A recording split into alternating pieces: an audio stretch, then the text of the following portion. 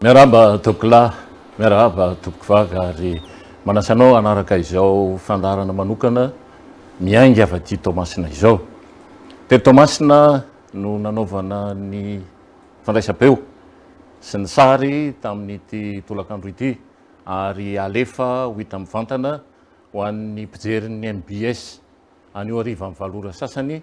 sy ny IBC any Antananarivo. Rehefa avy eo moa zany dia aparitaka amina tele hafa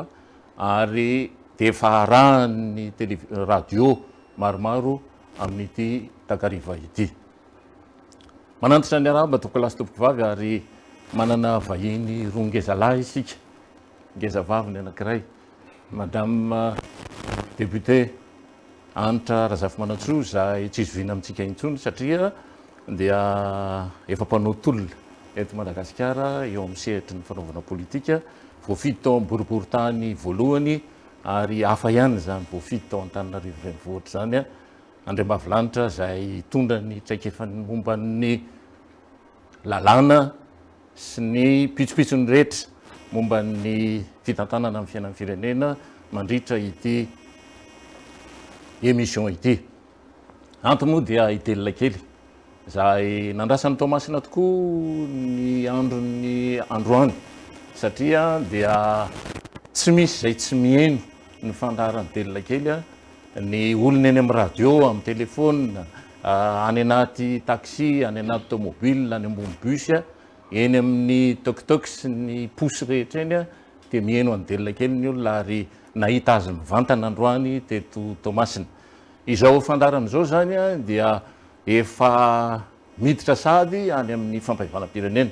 satria delina kely izay tao anatin'ny 10 taona lasa izay dia nanohana mafy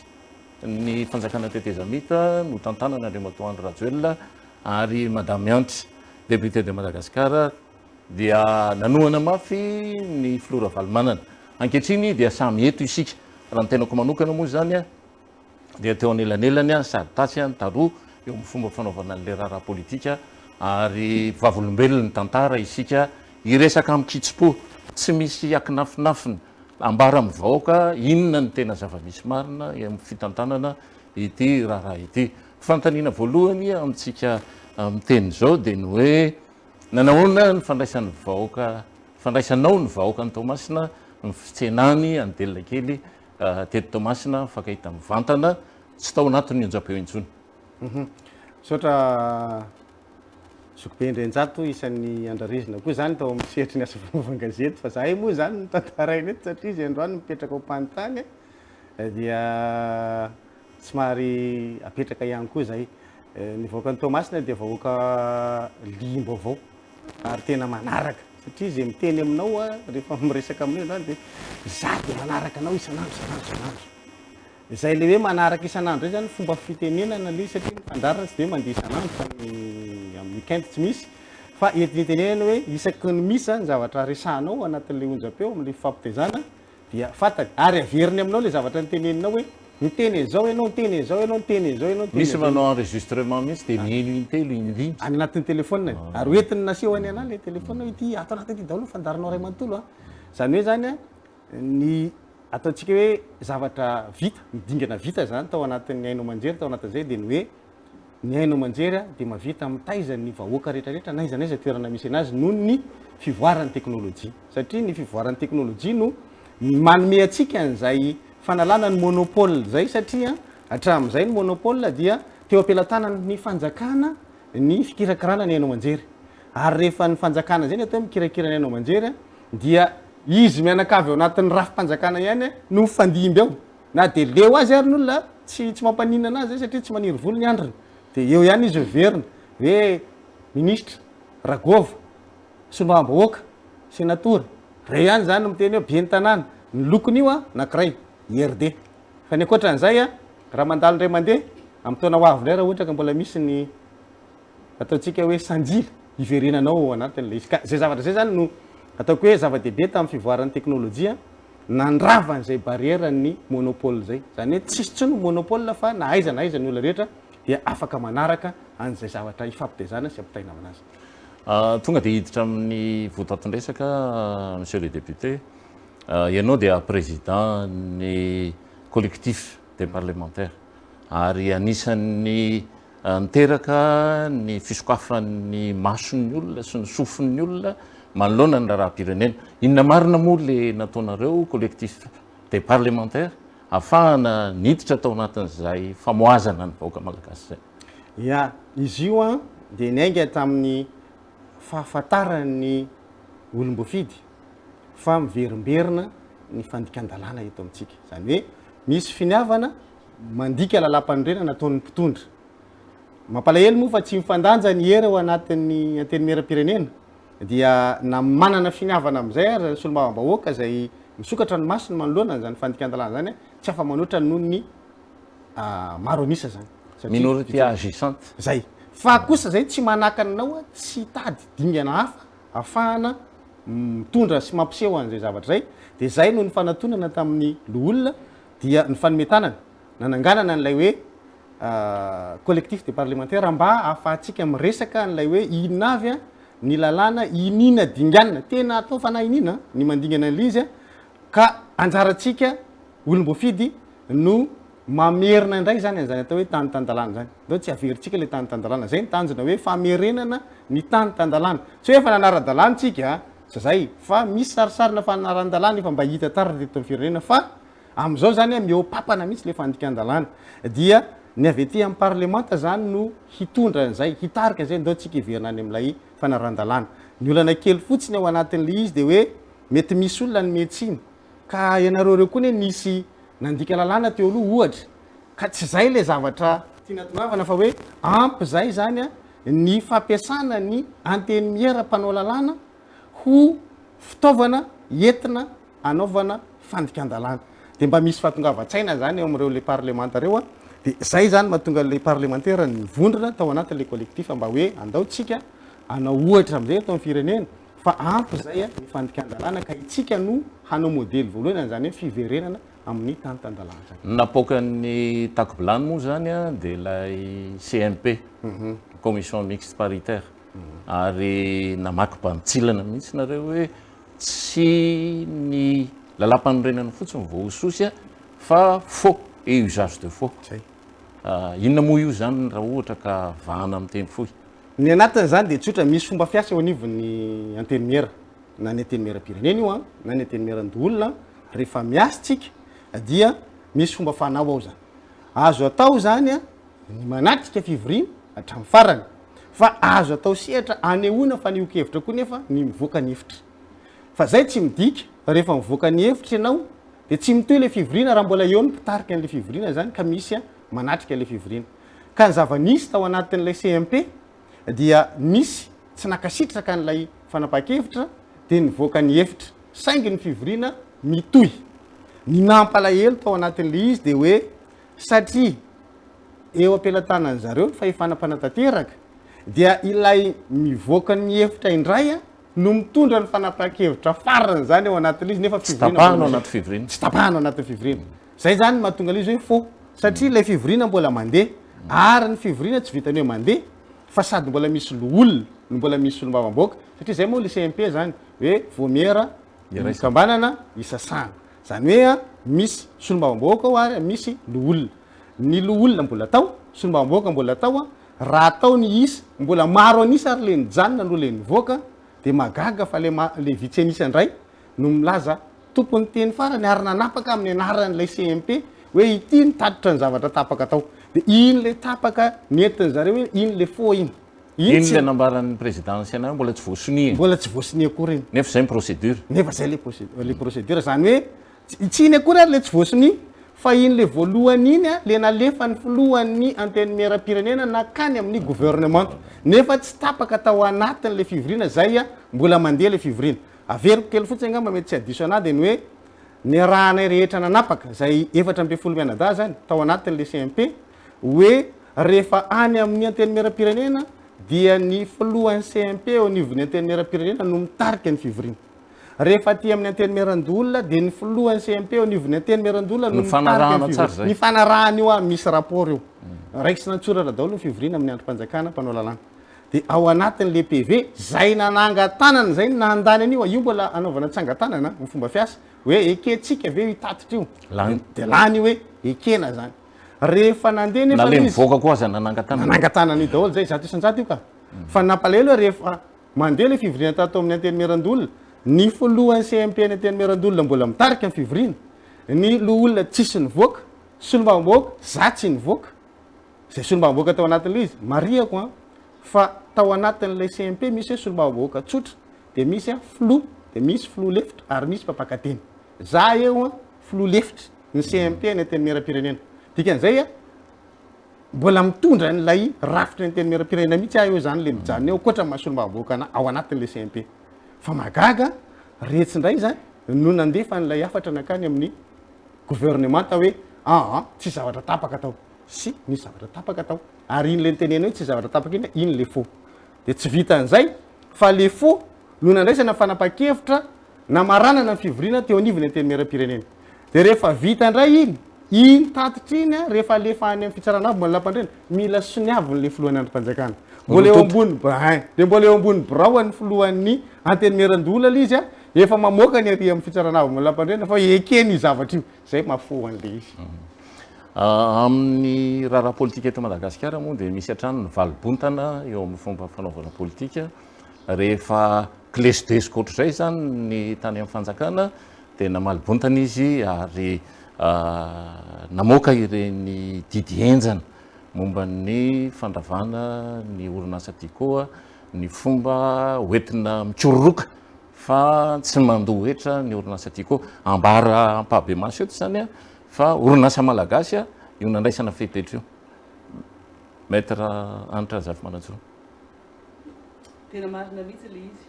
tao anatin'ny fotoana zay nitsanganan'ny filohan'ny Antoko-Tim zany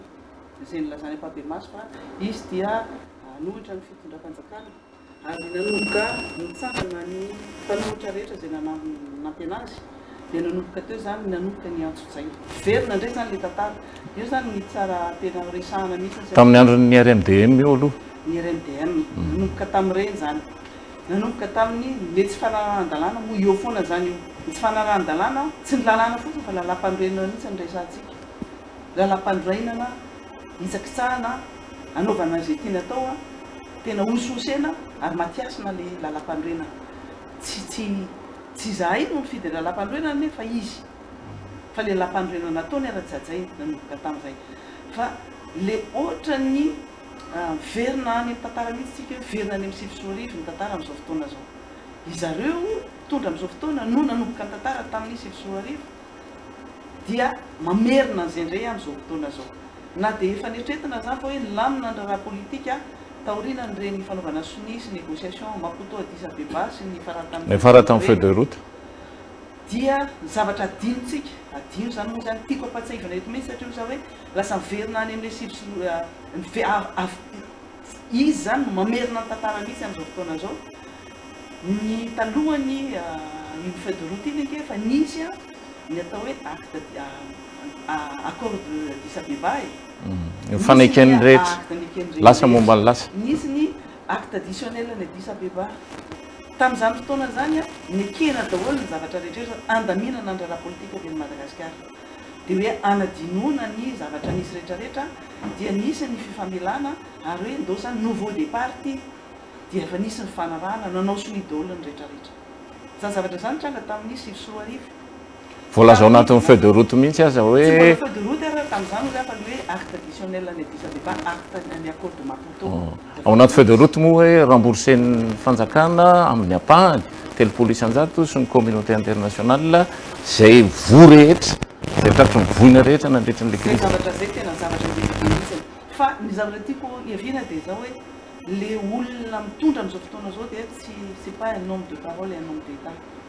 satria na ny zavatra soniavina tamin'izany accord de Maputo zany ike natao soni zany fa vao tonga teto Madagasikara izy dia nyravany zany dia miverina tamin'le forme ny transition autorité de la transition zany hoe mitsipaka ny zavatra natao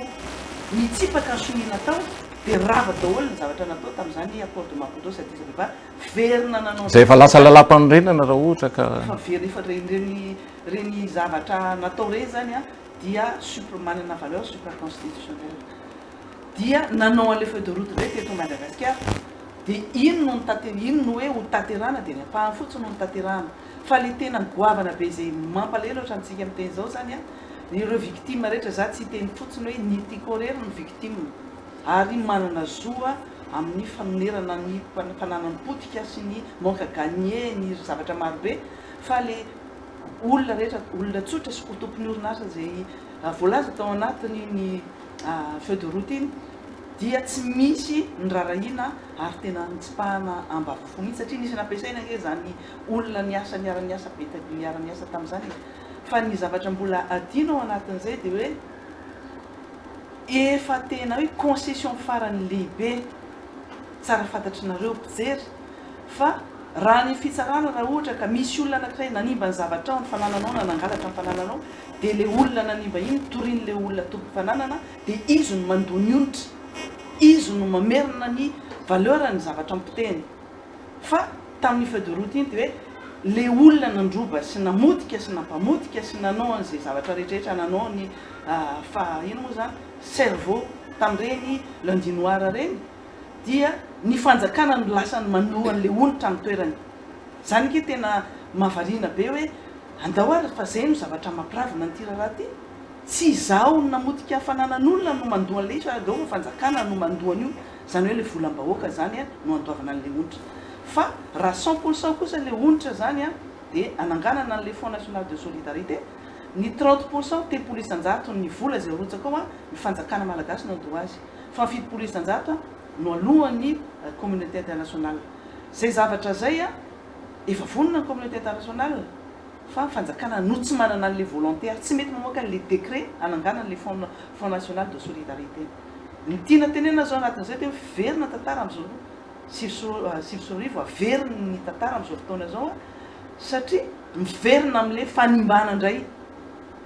an'le orinasa zay tavela sisa orinasa ty koa zay no mahatonga anay ty avy Tanarivo maka ty Tomasina ahita maso hoe tena ny ravana tokoa tena rasé démolition taiza hoaiza tao anatin'le convention taiza hoaiza ny baiko ny aingy avy any amin'izy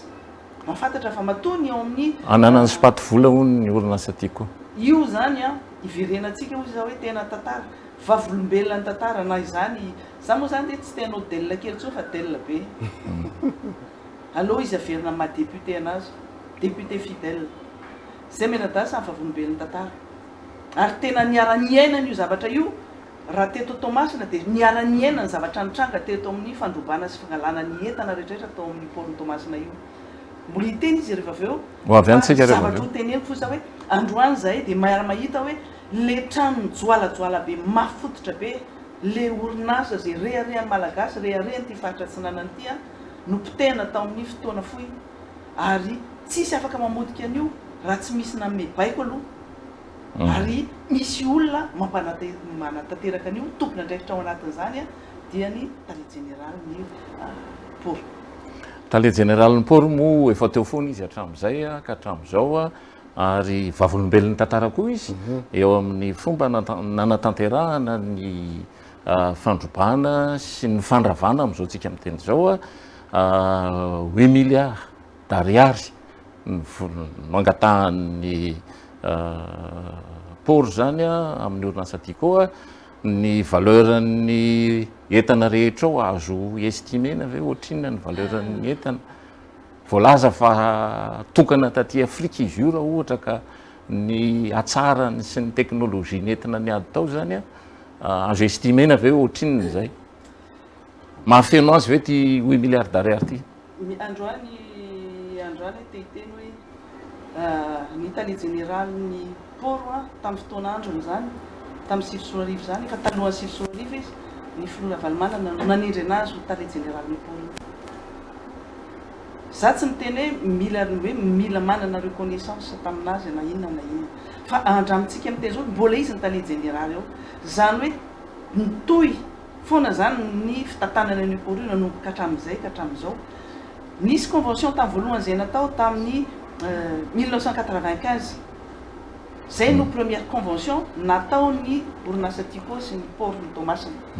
ary ny zavatra tiana marina dia hoe fanao eran-tany tamin'ny andro professeur Zafy zany tamin'ny fotoan'andro ny professeur Zafy ny filohan'ny Flora Valmanana mbola tena mpandraraha tanteraka mihitsy ny PDG ny Tico izy tamin'izany fotoana zany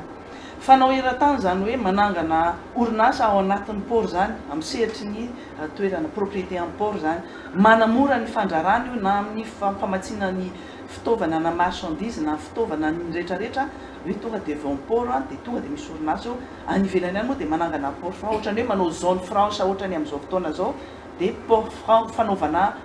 orinasa fotsiny io fanamarihana manaraka an'izay dia hoe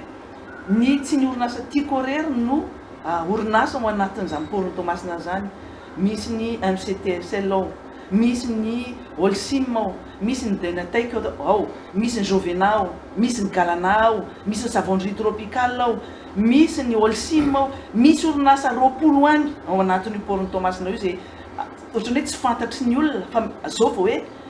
haivy groupe Tico fa maninona no anatin'ny port natao dia eto dia manitsy tsara mihitsy ary manazava tsara hoe tena fomba fanao io manamora ny asan'ny orinasa reny zavatra reny faharoa manarakaraka an'izany miembellir manatsara ny endriky ny seranana zany satria tsy zavatra bidonville na inona zavatra atao fa tena manaraka ny norme internationale satria na ny rive-doza na ninona zavatra manaraka an'izay hoe mataty rive-doza sy ny cataclysme naturel zany ny ao anatin'izay keo dia hoe vola lehibe dehibe mihitsy miditra amin'ny port io fampidiram-bola ho an'ny port io ary zay fampidiram-bola zay zay no mampanakarena ny port za tsy tetena hoe mampanakarena ny tale général na misy ary zay zavatra zay satria zany mbola resaka hafa koa zany fa mampanakarena ny port io fa mampalahelo amin'izao fotoana zao dia hoe ny orinasa ohatrany tsy azoko le tiano resahana hoe mampanakarena an'le tale général rehefa misy fandrarana be ao anatiny ao dia be ny zavatra mandeha mbola tantara anankiray mitoy anankiray ary rehefa ilainy zay zavatra zay dia anaovanay tokony ilaina raha ohatra hoe efa vonona ianao dia tokony satria mbola tsy ao anatin'ny programmatsika andro fa efa mampilaza fotsiny zany aloha hoe tsy maintsy hotody amin'izany tsy maintsy ritsaka an'izay tsika marina moa zany fa ny orinasa Tico raha io endriny tao amin'ny port io dia anisan'ny sangana io zany taty Afrika raha nyteti-bola nananganana an'io sy ny etsetratsetra manananika any amin'ny 70 millions de dollars ary mifeverako azy misy tokony hodiniena maika angamba na hoe raha mbola ilaina nanao émission manokana amin'izany dia tokony ho resahana zay satria izay mantsiny le tsy mampandeha an'le firenena ary ny port no miantoka ny zay midika an'le hoe sécurisation recette douanière satria io no miantoka amin'ny fidiram-bola avy any ivelany ary miantoka ny fampiodonana ny raha-mpanjakana amin'ny ankapobeny eto Madagasikara iverenantsika izay rehefa avy eo fa ny tiako ambara fotsiny dia hoe le tantely hafa-drakotra tao anatin'ny port-ny Tomasina misy an'ny Manat ao misy an'ny Tico Oil ary misy an'ny fanaovana margarine dia tamin'izany fotoana zany dia no heverina fa volam-panjakana no nanafarana n'le entana be dehibe nanaovana tantely hafa-drakotra tao dia mitodika amin'ny monsieur le député hoe ianao dia tananakavanany Andry Rajoelina tamin'izany fotoana zany président des Amita ary ilay triumvirat tamin'izany fotoana zany dia tena aombotsy roa ohatra ny asany anisan'izany ianao ahoana ny tena fandehan'io tantely hafa-drakotra io zavatra teo fa niresahany honorable Andry Rajoelina hoe fa volombelony tantaritsika zao ary androany tantara no mametraka ny tohiny raharaha amina clan anankiray zay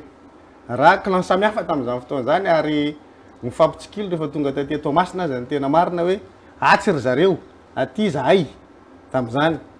tsy te hanonona anaran'olona maromaro zay niara-nidina tamiko taty Tomasina tamin'izany fotoana zany fa mahafantatry reo hoe izavy zay niaraka ary fiarako dia anankiray ny nakanisany nakaty fa tsy hoe samy mitondra fiara tsirairay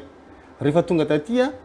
dia nisy dia manokana mihitsy zany isan'ny nanaraka ny fizotra n'lay fakana ny entana tao amin'ny Serana-Tsambony Tomasina zay fananany Tico izy tamin'izany fotoana zany. Reo fananany Tico reo de izy efa nytenenao teo hoe misy vary tao, misy menaka tao, misy lafarine tao tamin'izany fotoana zany. De nanangana ny fitondram-panjakana teteza mita an'ilay atao hoe cellule opérationnelle. De zaraiky roa mazava tsara zany le fakana le fanana satria nandritra ny tolona tamin'ny 2024 iny de nisy karazana faharobana zany hoe fahavoazana zany indrometona ho an'ny groupe Tico sy ny orinasa malagasy sasany zany. Zany hoe nandritra n'ilay fotoana zay nisy ny hetsi-bahoaka tamin'ireny fotoana ireny dia nisy le famaizana may ohatra ny koritsy na vaky ny teny amin'ny Sitiky Beoririka, ny Magro Tanjombato, ny teny amin'ny Jumbo teny Akorondrano, ny Magro teny Akorondrano, nisy zany zavatra zany. Nisy l'indinoir 26 janvier zay zavatra zay le izy zany hoe nisy faharobana goavana be zany tao Antananarivo. Iny faharobana iny zany de hoe no lay fisiny lay hetsi-bahoaka no niteraka azy. Ary raha tsy hivona tafarisaka tamin'ny président Marc Ravalomanana dia nanazava azy an'izay mihitsy hoe ny tena niteraka n'ilay fandrobana angeo président de satria ianao mifanena tamin'ireo olona reo de niteny hoe alay voary zay alainareo e. Zany hoe mba tsy siny le hoe sao de hoe noho ny fanakana tao no miteraka le fahavoazana io satria aza donona fa nisy ainana fohy tao anatin'le fandrobana fa ny président Marc Ravalomanana tsy nanakana. Tsy nanakana zany nisy son mihitsy zay gazapotena ny orinasa fa alay zay alainareo. Zay zany le izy. De lasa le olona nanao an'izay fa izy no niteny an'izay fa ny koritra tsy niteny an'izany, ny Sitika tsy niteny an'izany, ny tany amin'ny Jumbo tsy niteny an'izany. Kanefa le olona zany rehefa nahita an'iny de nihitatra le faharobana. Reo zany victime ny fandrobana vokatr'ilay hetsi-bahoaka zany. Nitariky ny hetsi-bahoaka tamin'izany fotoana zany filohan'ny teteza mita Andry Nirina Rajoelina président de la République amin'izao fotoana zao. Eo manko ny tiako anindrina tsara n'le hoe le resaka raha sivy sy roa arivo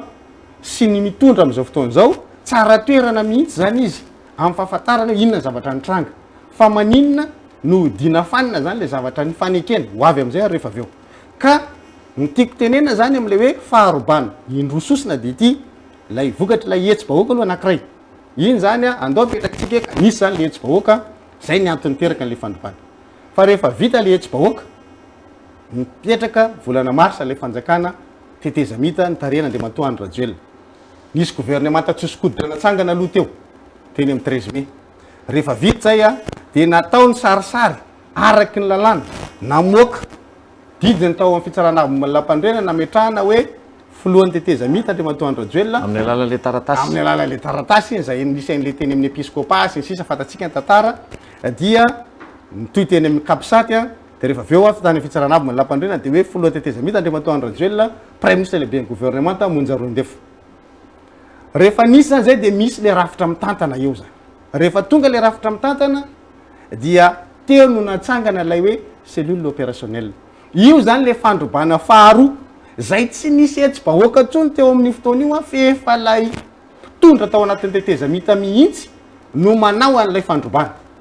Zany hoe nandefa olona hiandraikitra ny fakana n'ireo entanareo zay natao tao anatin'io cellule opérationnelle. Tsara ny tao anatin'io nitarika an'io. Fa ny fomba fakana n'io entan'io za zao vavolombelona tamin'izany de hoe mahazo taratasy fotsiny na antso Tarby de nisy tompona ndraikitra tao amin'ny faritra eto Tomasina io tao amin'ny région tao amin'ny Birao an'io faritany taloha tao ny Birao ary Andriamatoa Edgar Zavatra tamin'izany fotoana zany no nanana olona napetraka tao de hoe ameo an'izao ihany antso Tarby io na hoe misy taratasy iza manao an'izay le tsara zany io tamin'izany fotoana zany le hoe lehibe an'le cellule mahazo baika avy any Antananarivo izy zany na avy any Antananarivo na amin'ny négocier tao Tamatavy ianao de mahazo an'le izy satria reo tompona ndraikitra tao anaty fa misy tompona ndraikitra anankiray zany tena mpanao an'le manome an'le baiko hoe makany amin'ny port amin'izay mamoaka an'le entana de ny olona nahazo an'ireo entan'ireo zany misy karazany le izy misy nahazo vary misy nahazo menaka misy nahazo lafarine de lafarine telo vetivety de nanjavona tsy de hitako tsara ny fanjaona fa teo amin'le menaka sy le vary teto Tomasina tamin'ny fotoana io ary mahita Andry maître Yantra tamin'izany fotoana hoe tsy ry maître Yantra ditiko moa tamin'izay raha ataoko vazivazy aminy maître Yantra manao piscine ao amin'le hôtely satria fakahita tampoka eny amin'le fivezivezena eny zany de atsy ange hoy zareo ohatra zao ny any atsy any zareo atsy ry any satria vezivezy teo Tomasina daholo na ny tompony entana na ny avy taty amin'ilay fanjakana zay mitantana tao anatin'le tetezamita zay tonga teto Tomasina. Inona zavatra mitranga? Mahazo tao amin'ireo entanareo daholo na amin'ny anaran'olon-tsotra, na amin'ny anarana fikambanana, na amin'ny anarana rafim-panjakana, na amin'ny anarana orinasa. Vola tamin'ireny vingitina amin'ny sobika sy dia aterinao amin'ny trésor. Aterinao amin'ny Tao amin'ny trésor. Io zany hoe alefa any amin'ny kitapo-bolam-panjakana zany ny filazana azy dia ao amin'ny trésor no aterin'ny vola io. Fa avy eo ny hoe makaiza ny tena taremarika sy ny tarem-bola amin'io hoe tena nanamarina antsika fa tena narotsaka tao anatin'ny kitapo-bolam-panjakana marina, apetrako ny aya manodidina an'izay. Fa le fomba fakana azy sy le fandoavana an'le vola, eo zany tena hoe tsisy zavatra nazava mihitsy io zany satria ianao zao mety hoe mpandrarà orinasa mitady an'le izy dia mahazo an'le taratasy avy eo amin'ny cellule opérationnel dia mahazo angenao 30 tonnes ny kely indrindra ary mandeha hatrany 1000 tonnes io. Anatin'ny ray andro mahavoaka 1000 tonnes mahery. Fa zao magaga ao anatin'le izy dia ity andao tatsika hoe rafim-panjakana mbola azo amarinina zany. Misy zao ao anatin'io hoe présidence de la république. Zay no aty amin'ny désignation aty hoe iza ny maka an'le vary présidence de la république. Dia jerenao le izy présidence de la république. Présidence ny AST zay tena izy présidence ny AST. Dia jerenao le izy présidence ny AST même jour maka aloha izy 230 tonnes volana jona io 7 iny le promesse teny amin'ny ka na promesse inona tsy promesse raha someko foana le zavatra tiako tenenina hoe inona le tsy mety eo anatin'le izy zoben'le zato. Avy eo io présidence ny AST io ihany maka vary amin'io andro ihany volana jona ihany io 7 30 tonnes. Fa nga moa zany tsy azo alefa hoe androany mila 250 tonnes le présidence ny tetezamita tamin'izany fotoana zany dia maka le vary. Fa ity ny tena zavatra anankiray tena mahagaga anahy volana mai 27 mai azo marinina ny daty tamin'izany fotoana zany efa tetezamita mipetraka eo vice présidence ny AST. Ianao ve naheno an'izany 450 tonnes ny vary io naheno an'izany ve ianao hoe nisy zany vice présidence ny AST zany teto amin'ny rafitra tetezamita za tao anatin'le nametraka an'le rafitra tetezamita mivoy an'le vaovao mikasika ny rafitra tetezamita fa mbola tsy nisy hoe ianona no filoha lefitry ny tetezamita fa ny fantatro dia le nyteneniko teo hoe napetraka tao anatin'ny taratasy navoaka ny fitsarana avy malampandrenana filohan'ny tetezamita Andry Rajoelina prime ministre lehibe ny gouvernemanta Nonjarondefo. Dia misy mpikambana amin'ny gouvernemanta dia misy mpikambana amin'le AST fa tsy misy hoe vice président raha tsy vita ny akoriny Maputo zay nelana ilany io tompoko tadidiko tsara mihitsy ny tongavana Andriamatoa Fetosona avy any an-dafy io no co-président tamin'izany fotoana zany efa marikivy za hita aty amin'ny nanao ny hetsika tamin'ny 7 vao naheno an'le hoe co-présidence tamin'izany fotoana zany fa tsy mbola naheno hoe iza ny vice président. Dia maninona ary misy olona manao décharge amin'ny anarany atao hoe vice présidence ny AST.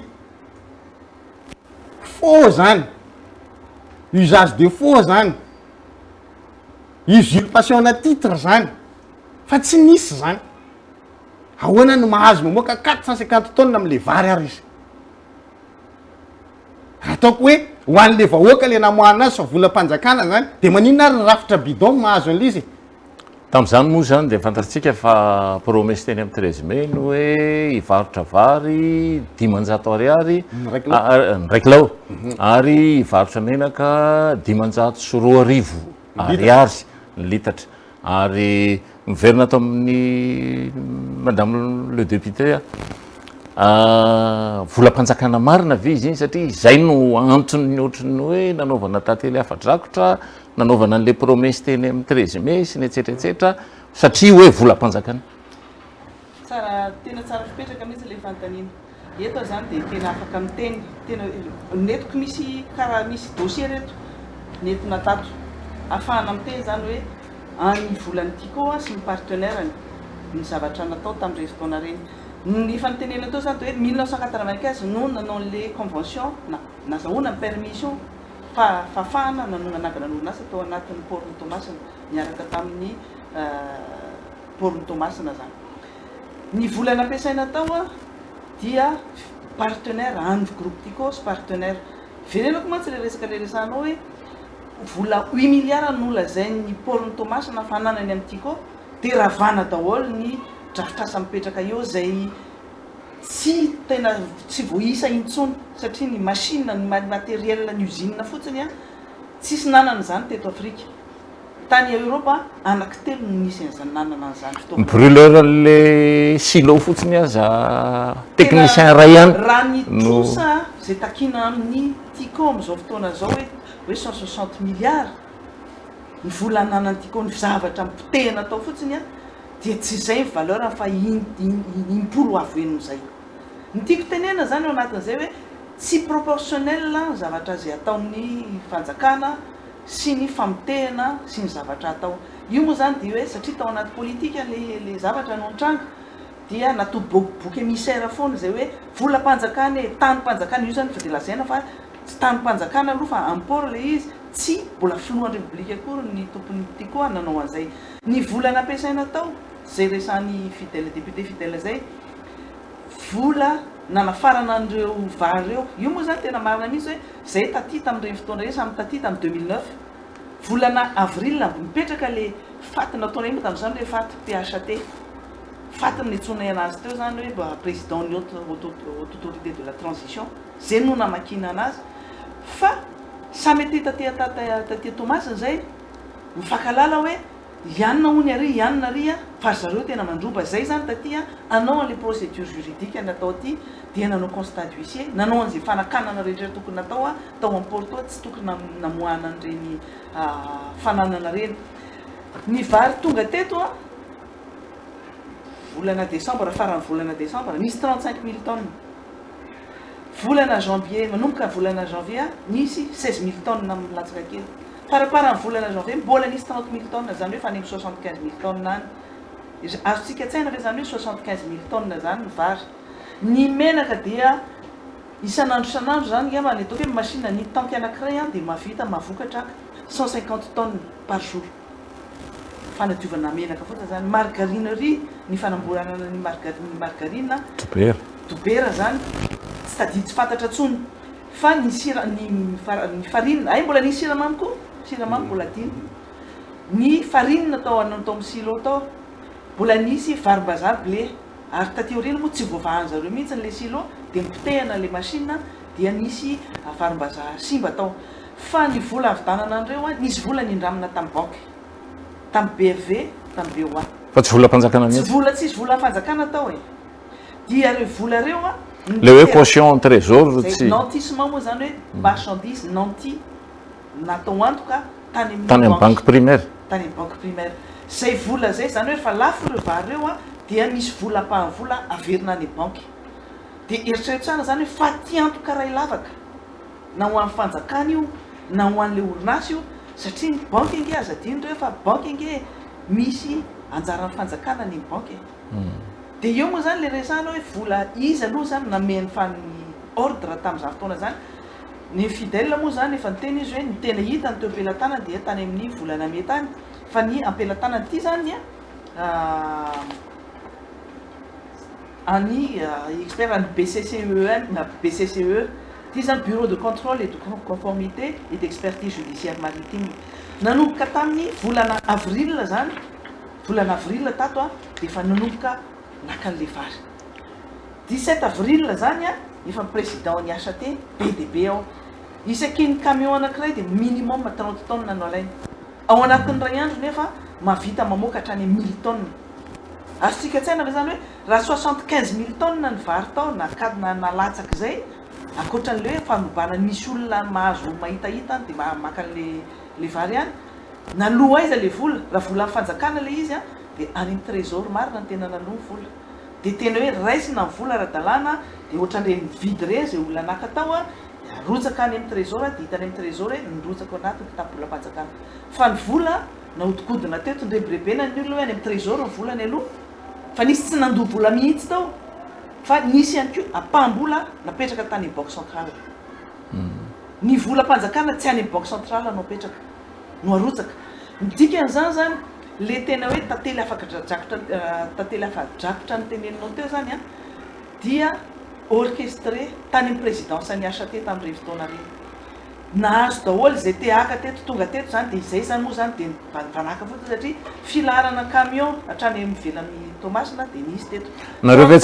ve tsy afaka naka ny appui amin'ny banky ny sakana? Miaraka tena ny BV zany nanao zay procédure rehetra ny nanampy anay ny appui anay nanampy anay hoe anakanana an'io any amin'ny tribunal lasa mandeha makany dia any amin'ny maka huissier dia manao constat dia mandeha any amin'ny tribunal manao fanakanana manao constat dia manao zao rehetrarehetra zao. Zany hoe tena tany tsy tandalana mihitsy. Tena tany zany tena hoe fanjakana baroa ary tena ny force ny tena natany no mitondra anazy tao. Mitondra miaramila dia ombavahadin'ny poro dia tafiditra rehefa manambana basy. Ary io zany ny tsipiako iza hoe tompona andraikitra foana hatramy voalohany ka hatramy farany poro aloha. Satria tsy misy olona tafiditra fotsiny io fa sécurité amin'ny poro ange enjana be. Matoa zay mbola nahazo antony numéro ny camion zay miditra rehetrarehetra ao. Dia rehefa mivoaka eo fantatra tsara hoe ity numéro n'ity camion ty dia zao 30 tonnes nalainy dia ordre avy any amin'ny PHT. Misy ny commune urbaine Tamatavy, nisy ny commune urbaine Fianarantsoa, nisy ny région Iorombe, misy ny région Anosy, misy ny membre ny asa rehetrarehetra tonga teto daholo naka zay atao. Nisy tsy nahazo taratasy akory tsy nahazo baika fa le olona tompona andraikitra le cellule opérationnelle le voalaza teo ireo koa dia nanao ny ataony koa zany izy teto satria nanao le fampahefana satria hoe zay dia ny any présidence secrétariat général na présidence ny tena mipiloté mamibaika téléphone fotsiny. Misy fotoana ange zay eo ampanaovana an'le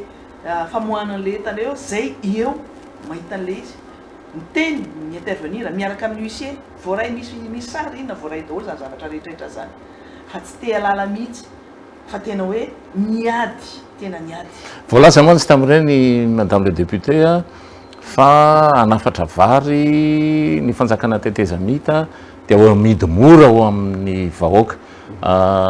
Monsieur le député tao anaty fanjakana mifangaro ve zay fomba fandraisana azy zay sa nininana tao mihitsy le fandrobana? Le resaka vary afarana resaky ny teny Kianja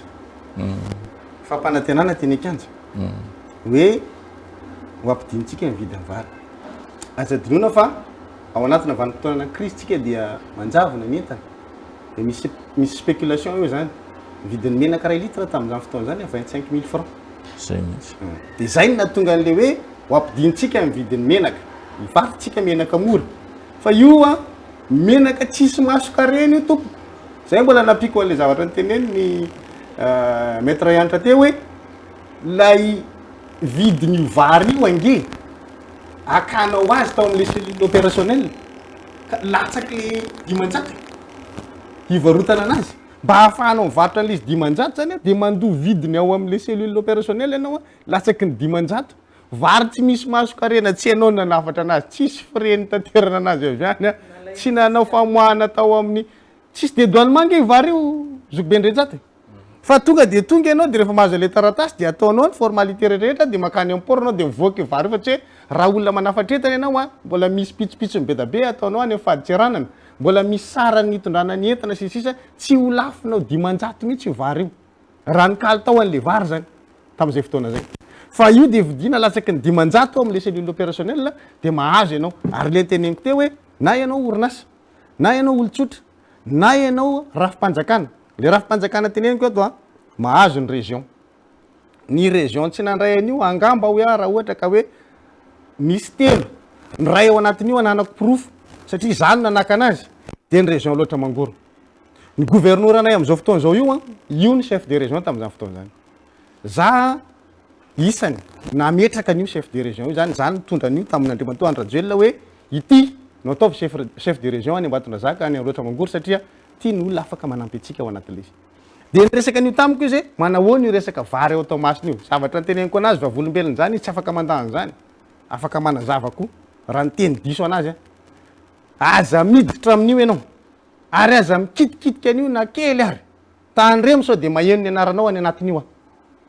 fa tsy Monsieur le député ohatrany tsy dia eno tsara ianao resaka an'izany tamin'ny raharaha gazety le zavatra niteneniko an'le olona en tant que izy responsable noho ny resahako zay zavatra zay nanakana anazy azy zany mba tsy ho isan'ny voasoratra ao anatin'le hoe région mahazo an'ilay vary tao amin'ny tiako ny région loatra mangoro tsisy an'izany nahitady an'izany azy nareo ny antony nanakana an'io a zany tamin'izany fotoana zany za nge tao anatin'le olana metraka an'andriamatoany rajo aloha vavolombelo tantara fa fantatry hoe atretony mety atretony tsy possible am'ity zavatra ity dia nanakana an'le responsable zay natonga anao niala iny a mbola tantarafa azoko tantarainy rehefa avy eo fa lay fakana an'le entana atao zay ny mahatonga ana am'teny hoe tsy hitako tsony nandehanan'le lafarina fantatra hoe nisy lafarina nandeha atao satria iny lasa voalohany lafarina nge nanjavina voalohany zay vao niditra menaka sy ny vary io vary io olona tsotra tsy te hanona anaran'olona eto a fa olona tsotra fotsiny anankiray mahazo 500 tonnes 500 tonnes atsika tsaina ve zany ary tsy ndray mandeha nefa olona tsotra ny rafim-panjakana na ministera io mahita anao ministeran'ny aty-tany olona mampigadra nga le anaran'olona monsieur ny tsy hoe mampigadra le izy fa ao anatin'ny zavatra zay resantsika zao a de misy tompona andraikitra nitarika an'ilay izy raha tsy niteo zany le tompona andraikitra nanome fahafahana anao an'izay a tsy nirotsaka atao re olona reo zay aza dinony misy foana zany ny olona manome an'le baiko de misy manatanteraka rehefa avy eo tsika anaty crise ny mpitarika tamin'izany fotoana zany de nisy filohany teteza mita misy prime ministre lehibe ny gouvernement fa raha nyteny filoha teteza mita tamin'izany fotoana zany tsisy mahazo maka vary any amin'ny port na vetimbary anankiray ary tsy mivoaka tao azo anaovana enquête parlementaire ve zany am'izao andronareo zao satria mbola tantara iaina amin'ny firenena zany teny io araka teneko tao za hoe zareo zao mampamerina ny tantara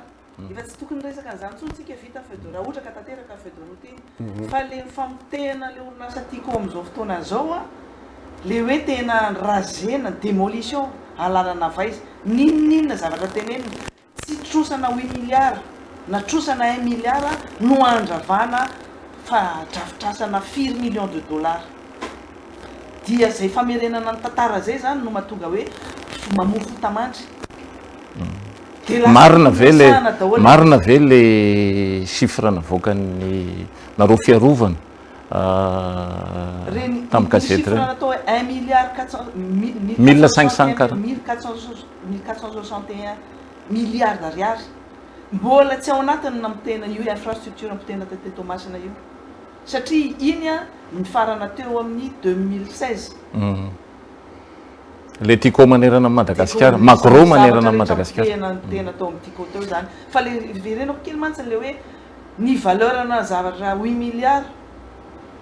par rapport amin'ny valeur-na zavatra zay fe novidin'io zavatra ampitena tao amin'ny port Tomasina io le responsable le matériel fotsiny aloha sy le matériel fotsiny zay ny afany ao anatin'izay toy zay misy olona responsable name baiko zao nge le raha amin'ny fotoana événement politique ohatran'ireny misy ny tena mame baiko avy ary ambony de manatanteraka fa zao les preuves écrites ho an'ireo olona nanatanteraka reny sarotra ho anazy ny anao an'izay zavatra zay fa zao le tratra farany a le olona nanao an'le izy ao anatin'ity liste be deabe ty zay teneko zao hoe lava be ohatran'izany avo be mihitsy ny liste io itao daholo ny anaran'ny olona rehetrarehetra zay naka an'le vary naka menaka fa naka ny lafarinina nge le hoe nisy tompona andraikitra tety nisy tompona andraikitra lafarinina ray niditra ray indray mpimaso nangalana za lafarinina zany tsy manina voateny teo foana hoe garazavindrazava ny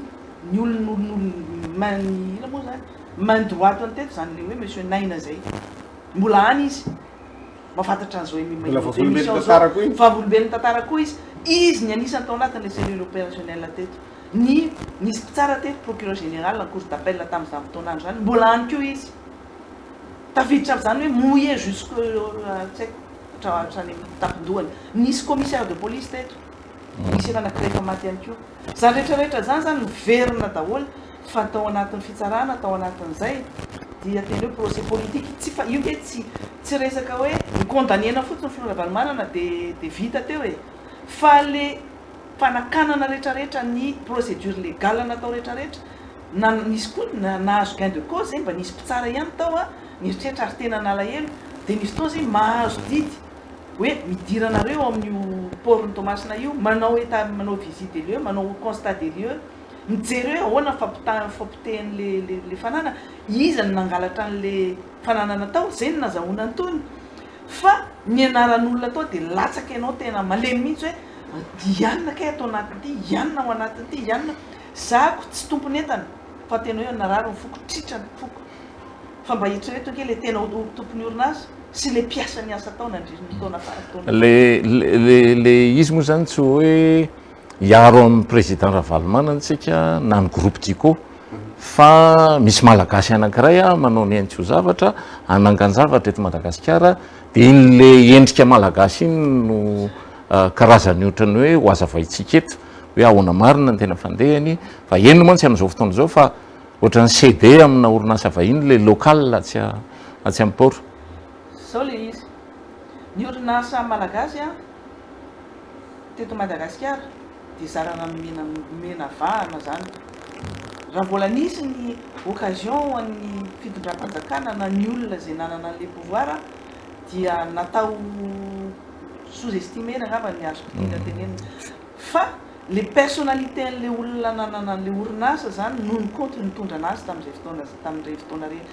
1995 zany ange fasahina be nge zany hoe andeha hanao convention amin'ny port'ny Tomasina zany anangana orinasa ngeza be ao gasy malagasy ianao ho an'le port moa zany dia tena hoe faly ngamba nisy tamin'izany fotoana zany satria le vola miditra no jereny tamin'ny andro amin'ny président Ratsiraka 99 mbola nisy avenant. Mbola nisy avenant iny taona 1999 nisy annexe nisy avenant zany hoe misy foana zany fanatsarana sy fanohizana ny convention io. Ny convention tamin'ny voalohany dia 25 ans. Première convention 1995 25 ans. Zany hoe mbola tsy tapitra amin'ity taona ty kory izay 25 ans zay fa ny taorianan'izay mbola nanalava ihany misy an'ilay tacite reconduction sisisy fa le fanalavana an'iny dia fanatsarana ihany koa. Dia io zany no tena zao hoe orinasa malagasy misy orinasa vahiny ao anatin'io port izay manana olana ngeza be. Tsy teny fotsiny ao zao hoe Mictesel manana orinasa manana olana arovan'ny banque mondiale reny madame le député. Eo mihitsy ny tenenako an'le 2 poids 2 mesures. C'est 2 poids 2 mesures zay mihitsy mampirévolté satria hoe orinasa malagasy mampitrotra tena mampitrotra ary zay na nisy natokavana ty Tomasina ty mampitrotra anao satria hoe orinasa malagasy 8 milliards na 1 milliard d'ariary no takinao aminazy dia ravana hatrany amin'ny fotony le orinasa fa le orinasa vahiny tsy sahanao kitiany nefa fantatrao fa tsy sur la base na performance zany no izuzena ny orinasa anankiray. Nareo ve tsy nanao opposition tamin'ny PDB raha ny procédure natao tao mikasika an'io resaka Tico io Magro io Tico io dia PDB fa teneny kosa hoe procès politique nitondrana anazy iresaka nyty resaka convention ty fotsiny ary hoe nandroany nanao conférence de presse ny DG ny port tsy maninona azoany tsara ny manao an'izay fa afonaiky mandetika anazy le izy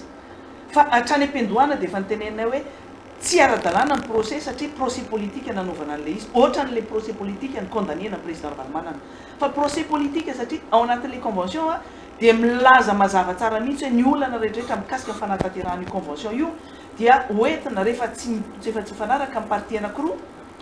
dia hoentina ao anatrehan'le centre de médiation de Madagascar CAM centre d'arbitrage et de médiation de Madagascar CAM io no mitsara anazy amin'ny farany indrindra arbitrage zany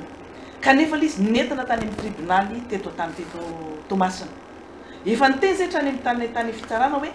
incompétent ianareo satria mazava tsara ty convention ty fa ny CAM no dernier recours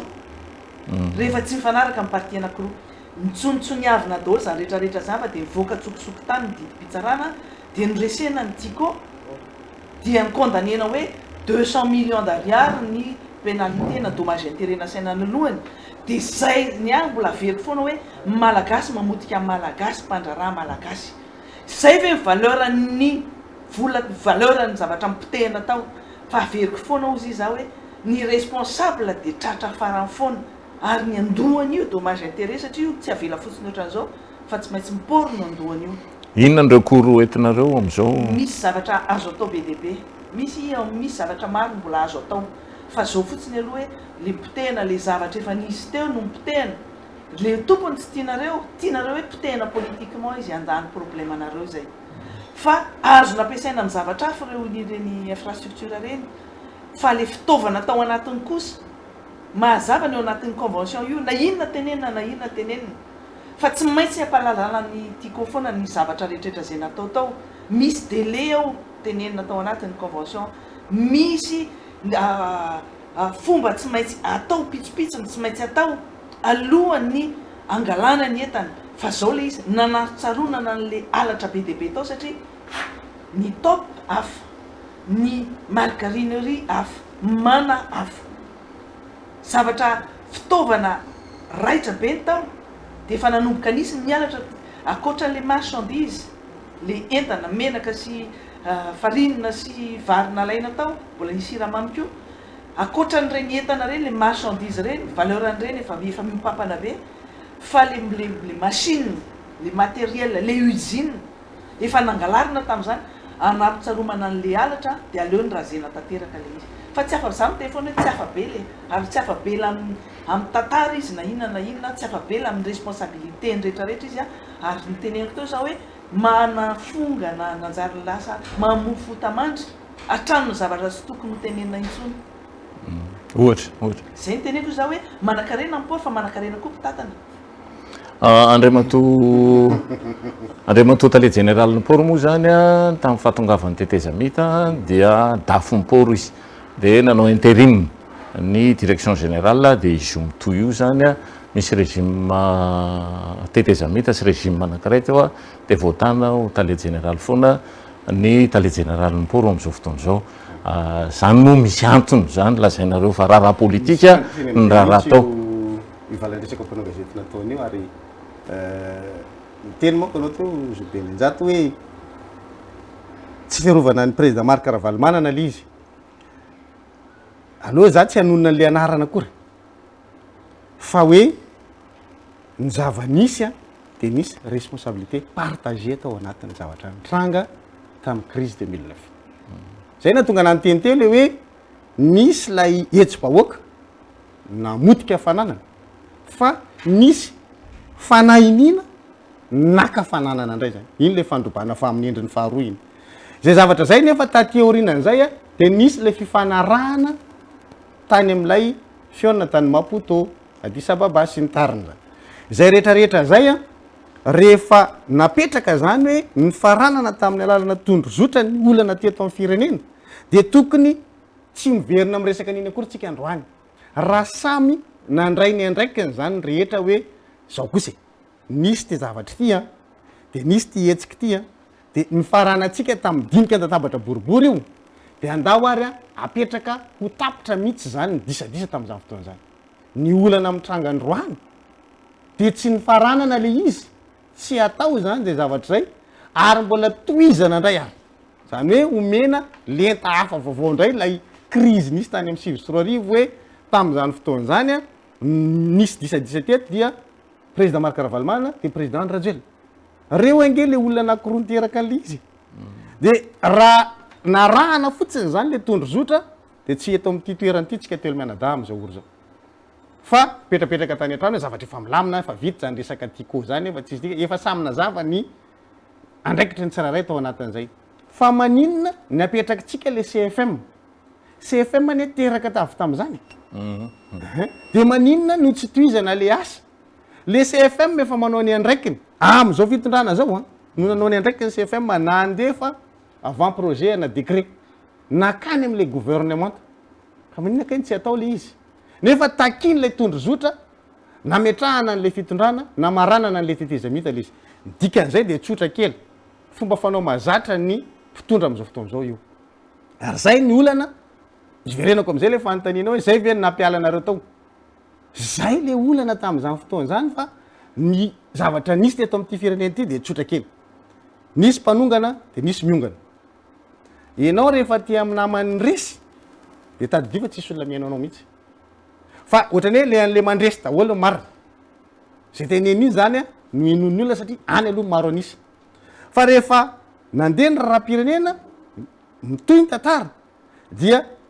ateorina ny olona vo afaka miaino anao am'izao fotoana zao zany tsika raha miresaka ny resaka tiko raha tam'izany tsika nytenen'ny fakana ny vary io sy ny rehetrarehetra fakana lafarina tsisy olona manome rariny atsika raha manome taray marika ohatran'izao zay sy mety ray anitra fa androany tsika efa afaka miaino atsika ny olona satria efa manana fotoana am'izay izy a ienonanao a fa tsy lay vanim-potoana intsony zao iainantsika zao vanim-potoana hafa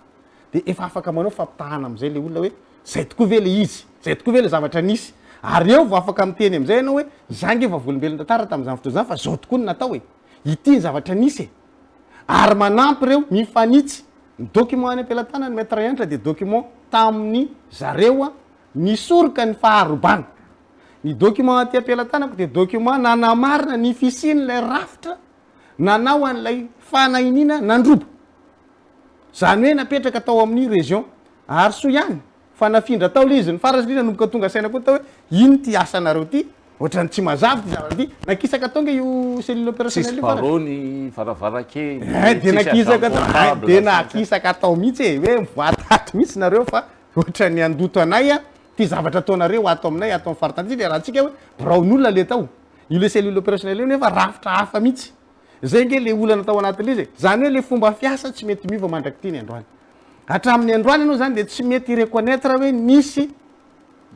andraikitra niraisinao tamin'izany fotoana zany ianao ndray ny manamary tena fa namarina tena nke io izy mamotika androany io hoe tsy diso izy fa reto ny diso fa raha ohatra ka nanaiky fotsiny izy ny zavatra ny soniavana tao anatin'ilay tondrozotra de mipetraka neny raha hoe tia vaolana fa androanytsika reo mpitondro reo mbola tsy manaiky ny fisiny tondrozotra hoe ity ny namaranana ny olana tamin'ny 5 ahoana moa ny afahantsika manao politika correct eto amin'ity firenena ty raha ny zavatra zay soniavitsika tsy eketsika ty ary any ange le olana mipetraka zobenrehetra atao anatin'ity tantara ty hoe lay fanajana ny teny nomena de mbola tsy mety ho fomba mampanao eto amin'ity firenena ty mihitsy fa arakaraky ny tombotsy manokana foana no anaovanjavatra ohatra zany ho antale général import mialatsiny aralahy fa kahay tsara tsika fa satria ve marary anao androany satria mifanananao a misy mangeja any amin'ny faritra tsy te hitantara anazy hoe inona aby io andao ataoko fotsiny hoe tany e zay ohatra de milefitra ianao a de manaraka ny tian'lay olona ho atao satria tsy afa manoatra ianao androany amin'ny fanananao zay nge ny ilanany olona mijoro ny tsisy olona tsy marary zany rehefa ohatra ka voana zavatra samy marary daholo ianao natsongona marary velesina kobay marary samy marary daholo zany fa ny fahafahanao mijoro ny tokony isoran'andriamanitra mbola afaka miteny androany milaza ny zavatra tsy mety fa ianao afaka mandaa raha ohatra ka terena fotsiny hoe tsy maintsy manao an'ity hoe tia ny teneny satria fantatry ny olona mifahalemenao hoe manana an'ity zavatra ty ianao ato ianao anaovanantsojay de malemy ianao zany rehefa avy eo satria tsy samy mijoro ianao zay mavoany tele généraly am'izao fotoana zao ny fantatry zalahy ny fahalemena angasoapikokely zay zavatra marina teneny fidèle zay le izy zany lasa hoe lasa fitaovana politika izy lasa izy no atao exécutant lasa saina manao ny zavatra tsy tokony ho atao fa io zavatra ty resaka tiako port Thomasina ty port autonome io ka na autonome zany ny anarana ataontsika autonome izy ary zay autonome zay ny maha responsable anazy misy baiko avany ny olona nke tsy te lala rehefa avy eo ianao ny tratra farany eo naname baiko ary izy lasa fongariny olona daholo ny zavatra akoatrany tiako ao anatin'io tamin'ny ty zavatra afera ty nge a ty zavatra mahatonga n'le hoe resaka fandravanany tiako ty dia zavatra mitranga tamin'ny 2009 2010 misy facture zay nalefa ny averina eto mihitsy aleo fantatry ny olona mihitsy le izy facture ny takina dia tamin'ny 2009 daholo ka hatramin'ny 2010 zay io trosa lazaina fa tsy nalohany tiako io 2009 zany ke tao anatin'ny événement politique tanteraka fandrombany efa fantatry hoe tsy nioriny sy nandeha ny orinasa tiako nanao taratasy a nandefa facture foana ny porte am'izany fa le facture hafa misy 2 efatra enina valo sivy misy 9 facture tsy tonga ny ampelantanany tiako akory takina aminy nentina tany fitsarana zay miteny hoe tsy manana andreo facture reo zay satria 2009 zany nge ka tsy azo nandehanana mihitsy zany port zany tsy niodina akory ny orinasa fa potike io nentina tany fitsarana tany 2010 zay nanoratra taratasy ny tiako 2010 ty 20 avril 2010 hitatsika ho aseo tsara mihitsy 20 avril 2010 nanoratra taratasy tany amin'ny tale général io misy décharge ny spat io ny teny hoe misy facture reto maromaro zay lazainareo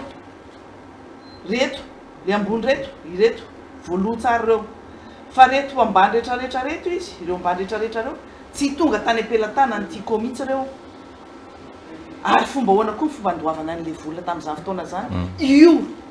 de nanao taratasy 2016 ny tiako mbola nandefa taratasy tany hoe mba reconsidéreo anie reconsidéreo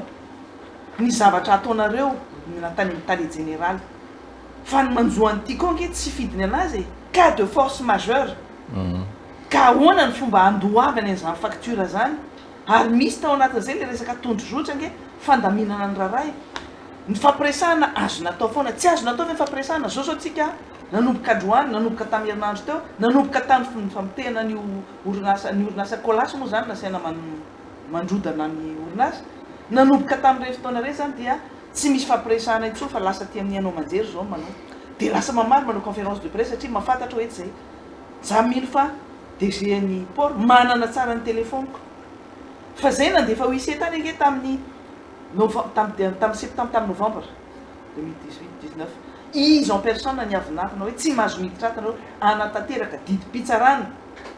anao constat des lieux hijery hoe inona fahasimbana inona sisa ny entana ato inona ny machine sisa refus d'exécution zany manao une exécution de décision de justice tena hoe raisiko ny andraikitra ozy izy fa tsy avelako miditra ao mihitsy nareo na inona na inona zany satria inona ny antony fantatra le izy hoe matahotra aloha izy ny hoe hita hoe tena zava-doza be ny ao ary io famitehana io am'izao fotoana zao anisan'leo omena orinasa vahiny zany hoe mena vahana foana ny hafa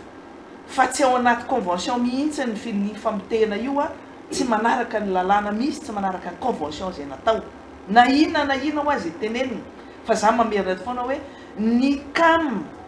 ny centre d'arbitrage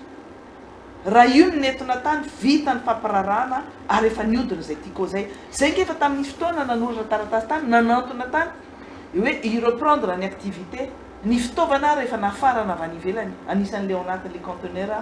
zay giazana koa le izy ampandianana ny orinasa io fa sakanana mihitsy fa de hoe tsy mila fa ny anareo gasy fa ianareo manao politika de potehina hatrany faranareo ino moko diara-tsarety ao fiainana androany ianao mitondra raha pitso tsy fantatra zay hitondra io zany tena ain'olona be de be mipotehina ao anatiny io zany mbola mamerina foana aloha hoe valeur sentimentale ny tiako io zany ke mbola kely zany fa mieritreritra hoe malagasy manajavatra eto Madagasikara zany a de reharena tsy fantatra raha le olona ary ohatr'izay daholo ny sentiment ny malagasy zany niasa tamin'ny tiako zany ke rehareny olona zay mpiasan'ny tiako nanana privilège nanana avantage be mpiasan'ny tiako tamin'izany anontany reo orinasa rehetrarehetra reo na ny orinasa vahiny reny raha nitsiriritra ao enjana be sa fitondrana mpiasa ao amin'ny tiako zany ireo orinasa ao anatin'ny poro anontany izany tsy manana olana izany manana trosa amin'ny poro sahanareo ve mandrodana andreo sahanareo ve manao ny ohatran'ny tiako io sahanareo ve mameny tany a ho an'ny olo-kafa fa ny ao anatin'ny convention misy ny atao hoe droit de préemption zany hoe droit de préemption zany amin'ny lalàna de hoe ianao zany prioritaire ny tiako amin'ny fanomezana zay tany na ny fanomezana vahana ho an'ny fampandehanana ny orinasa na fananganana ny orinasa io fa tsy omenao olo-kafa fa droit de préemption zany manaraka ny orinasa tiako voalaza ao anatin'ny convention zay moa zany mahatonga ny eto Madagasikara constate no resahako a hoe tsy de tena samy mampiasa vola be loatra ny teratany malagasy a fa lasa bibisolona ny samy malagasy zany a eo amin'ny fomba fandrarahana amin'ny ankapobeny eto Madagasikara satria raha ny orinasa malagasy nalaza dia azo lazaina fa lasa zandriny amin'izao tsika miteny zao eo amin'ny fomba fitrevona eo amin'ny resaka fandrarahana zany raha i Madagasikara mbola manao politika moa ny président Ravalomanana ary Tedy Thomas nandroany a dia nisy hetsiky ny panorama fa tsy ny tiako zany na ny team nanao an'le hetsika fa ny panorama delona kely ny tena nitarika ny fanehoana azo lazaina hoe vakim-pantsila natao tamin'ny zavanitranga eto Madagasikara araka ny voalazanao teo hoe tsy mety mihitsy ny fitantanandraraha fa tsy maintsy misy foana mifandika an-dalàna de nanao vakim-pantsilana Tedy Thomas nareo androany nanahoana ny fisotran'izay lafiny rehetrarehetra ya ny politika teto amintsika somary napatorina nininana toro zany atao anatin'ny vanim-potoana ny fihibohana niara-natahotra ny valana retina daholo moa tsika rehetrarehetra nisy ny nasa nipotra ny seho an-tsehatra misy ny arakaraka toe-pahasalamany tsirairay somary nitandritandrina ohatran'izay de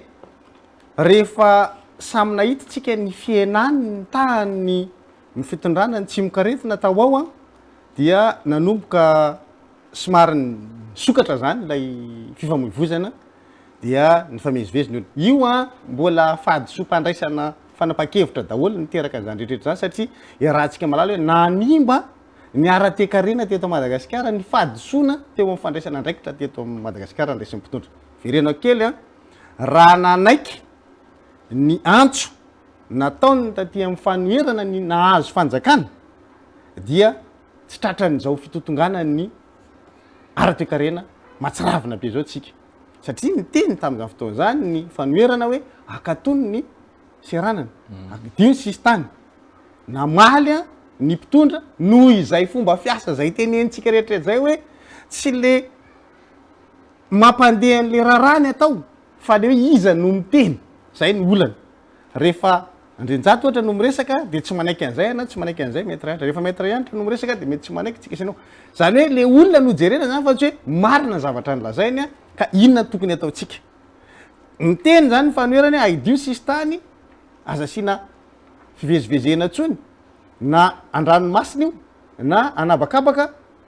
tsy nanaiky nampiasa an'izay fa ifana teo am-pelantanan'izay ny mpitondra noho izany a tafiditra le valana retina rehefa tonga indray le valana retina dia taitra ny olona tsy mba taitra rerina makitakitra mpitondra tonga de fanagejana n'lay atao hoe fifamoivozana sy fivezivezena ny natao a de ny rahantsika nalala ny fampitehany lafiny ara-tekarena noho izany a de nandray fepetra zany ny mpitondra hoe amehana ara-pahasalamana io resaka amehana ara-pahasalamana io nentina nangejana ny lafin'ny fahalalahana rehetra na fahalalanao andrara fahalalanao ivezivezy ny fahalalanao iteny ny fahalalanao aneo hevitra zany hoe tsy afaka nanao politika zany tsika nandritra ny vanim-potoana lavabe tsy afaka ny fanaka-levitra tamin'ny voaka malagasy mpiraitan-drazana am'izao fotoana zao zany a misokatra le fifamoivozana de zay no natonga ny tao anatin'lay vondron'ny panorama zany hoe andao tsika isafidy hoe ho any Tomasina andeha iseho am'ireo mpiraitan-drazana ny Tomasina hoe manomboka miverina am'lonina ny raha-pirenena dia handeha tsika hanao tatitra anisan'izany keo ny politika anisan'izany ny politika de andeha tsika hanao tatitra satria misy olom-boafidy ao anatin'ny vondron'ny panorama misy olom-boafidy SVM ao misy olom-boafidy TIM ao de reo zany a no manao an'izay karazana tatitra zay dia mampafantatra an'le olona zao avy ny zavatra misy anisany a ny resaka fifidianana loholona io zany a nentina anazavana n'le sain'le vahoaka hoe tsy misy matahotra fifidianana zany eto zay mantsy ny ambara zay ny ambara matahotra matahotra fifidianana fa ny olana ho an'ny aty amin'ny fanoherana dia hoe ny tsy fanaran-dalàna akoatra an'ireo efa voatanisa marobe hatramin'izay de mbola miampy atao anatin'ity fomba anaovana fifidianana ity ka mahatonga ny antenimeran-do olona mitory ny fahifanam-panateraka am'izao fotoana zao hoe mandray fanapa-kevitra nareo mifanohitra amin'ny lalàna amin'ny fiantsonany mpifidy mbola misy fitoriana anankiroa mandeha ny fitsaranavy manala-pandrena mampalelo ao anatin'le izy a lay rafitra na le vovonana atao ampiatra ny lalàna eto amintsika lasa manaraka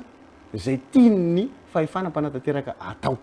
lasa tsy mijoro eo am'le toerana tokony isy anazy de mila azavaina n'le piraitan-drazana zany zay tranga misy zay hoe tsisy matahotra fifidianana zany eto fa ny tsy fampiny ny mpifidy lehibe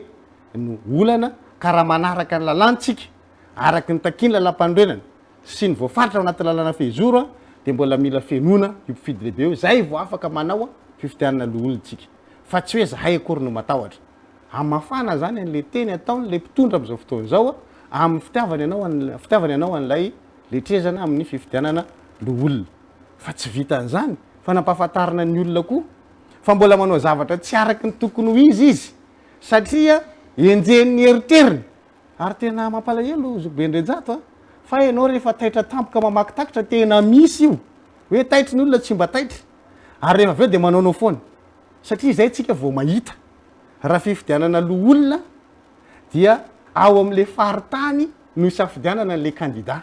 ohatra ty Tomasina de misy distrika maromaro atao anatin'ny faritany Tomasina de reo ny akanany hoe tia ny kandida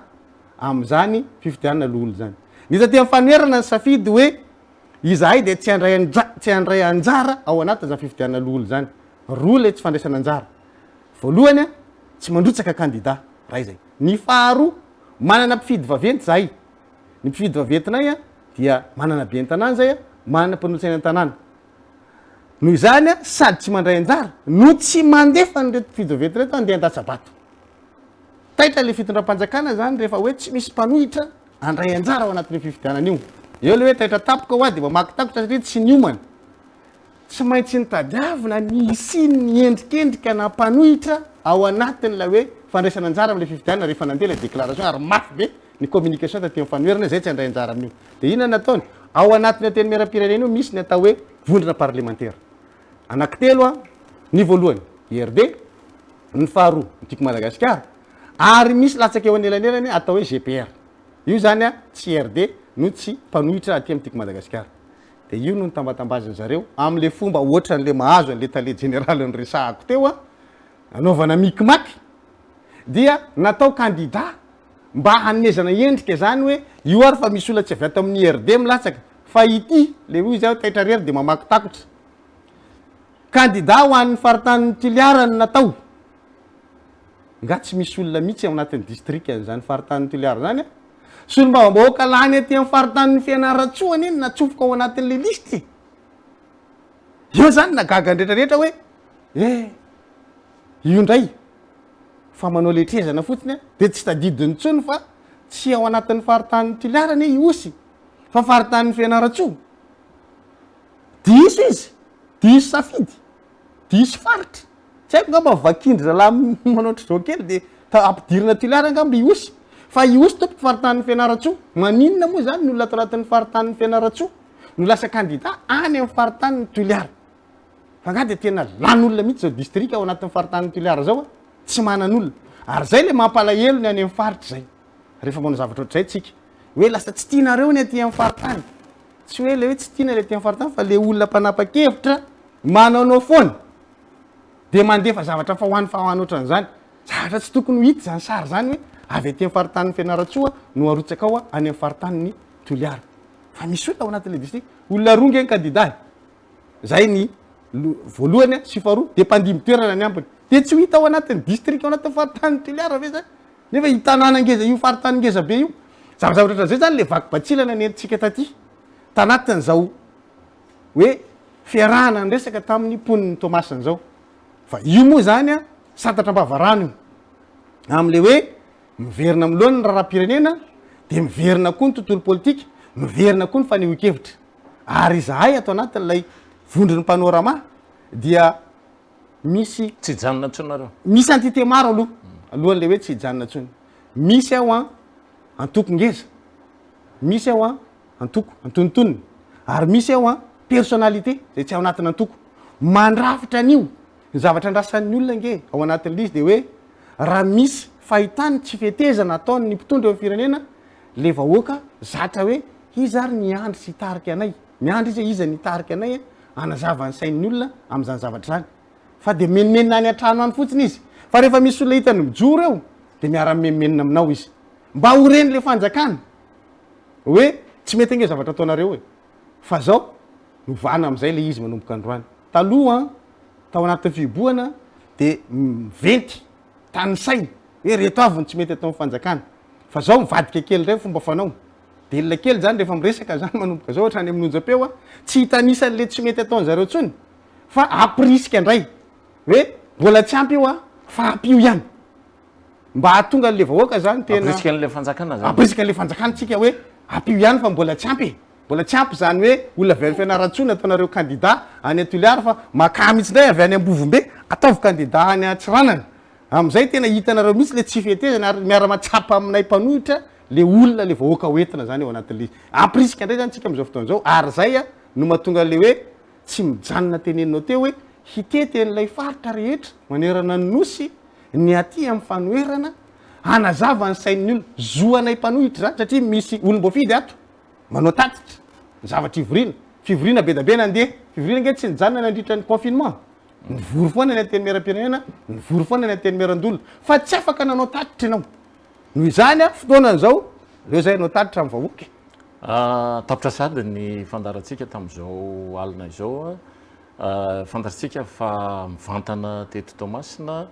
ny fandraisam-peo teto Toamasina natao mifandraisam-peo maromarina kokoa ary hitanareo mivantana teo tamin'ny MBS ny IBC ary mbola ho hitanareo amin'ny fahitalavitra hafa manomboka rapitso ny radio sy ny télévision moa zany ny radio privé zay nandray anjara be tamin'ny fanazava-kevitra momba ny coronavirus satria réquisitionné ny audiovisuel teto Madagasikara dia tsy nahazo tambina iray milanja azy fa dia nandray anjara amin'ny fitiavana tokoa nanampy ny fanjakana zay nila vonjy tamin'ireo ainao manjery nanerana ny Madagasikara tamin'ilay miara-manonja isaky ny amiray moa voalaza fa indraindray zareo amiray sasany indraindray amin'ny roa sasany indraindray amin'ny telo ary tsy misy filazana mihitsy fa dia miandry eo zany ianao miandry an'ilay fanjakana hanao an'ilay fandaharana ary maty avokoa ny programme indrindra fa ny publicité zay fototra ivelomany ainao manjery eto Madagasikara misaotra anareo BDB tamin'izao mbola manana tenenina farany tiako anapirana zany mikasika le hoe ameana politika ameana ara-pahasalamana ty moa zany miankina ambadika an'le ameana ara-pahasalamana ty zany ahafahana mangeja ny mpanohitra aloha zany voalohany indrindra tsy mahazo miteny tsy afaka manao ninina tsy afaka mamory olona nefa izy dia mivory mamory olona ao anatin'ny amena miteny pitarivaty pilapava moa zany tsy azo atao mamory olona mihoatra ny 50 tsy azo atao ny olona mamory 900 nefa ny olona mitakosina oatra nina atao apprécier ny takosina mihitsy mandady mihitsy mifanosika manina amin'ireny dia fizarana tosika fameno sy ny vatsy tsy fantatra ntsony inona daholo ary io moa zany anjarana hoe isan'ny malagasy dia isan'ny tsy malagasy satria be dia be ny misy mahazo ary teto faritany Toamasina teto enina tsara mihitsy fa dia tsy mba nisany sitraka za fa natao zanaky ny karaha tety amin'ity faritany Toamasina ty mampalery zany satria volam-panjakana volan'indramina ary alohan'ny fanjakana malagasy ho atao amin'ny vahoaka malagasy reny vola reny ny ameana politika ny ameana ara-pahasalamana dia natao namehezana ny ainao manjery natao fitaovana politika nampandehanana ny kabary politikany na tsy te ianao ary ianao dia tsy maintsy ny amina-pianona terena tsy maintsy nandefa reny ainao manjery privé reny nieno reny kabary mivoana matetika tsy mikasika ny ameana ara-pahasalamana fa resaka politika mbola resaka propagande nandavataona zay no hainao ary zavatra tiako tenena toy iaho hoe tamin'ny fotoana taloha ny confinement tanomana reny aretina reny eto moa zany dia mbola te resaka niny resaka aretina io raha nandray fanapahan-kevitra farany aingana sy matotra ny fitondram-panjakana tamin'ny fanidinany sesy tany zay efa nangataka an'izay ka tsy nanaraka satria lehibe mpanohitra sy mpanohitra no tenan'le dia navelany danadana foana ny aéroport sy ny port dia niditra ny aretina malagasy ny sakrifie dia mbola sanatry ny fahalatsainao ty arina hoe ny olona zay nisotra an'le tsy fantatro iny no lazaina fa afitra tao anatin'izy fa maro koa ny olona tsy afitra tao anatin'izay 16 000 mahery angeny malagasy voan'ny coronavirus io tsika mbola misy olona marary hatramintsika amin'teny zao mbola misy maty ao anatin'izay fa miafina ambadiky le